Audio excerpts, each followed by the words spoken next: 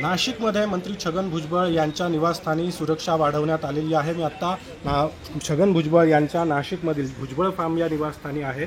या दृश्यांमध्ये जर आपण बघितलं तर भुजबळांच्या निवासस्थानी आता पोलिसांच्या सुरक्षेमध्ये वाढ करण्यात आलेली आहे।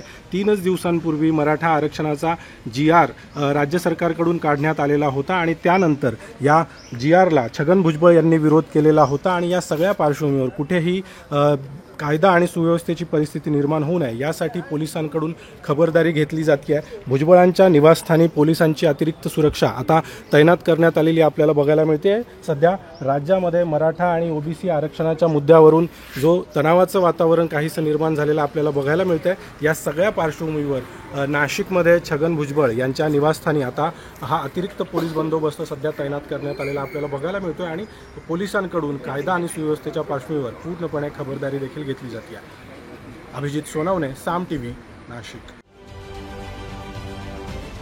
महाराष्ट्रातील सर्व बातम्यांचे विश्वासार्ह व्यासपीठ, सकाळच्या सर्व सोशल मीडिया प्लॅटफॉर्मला लाईक, फॉलो आणि सबस्क्राईब करा।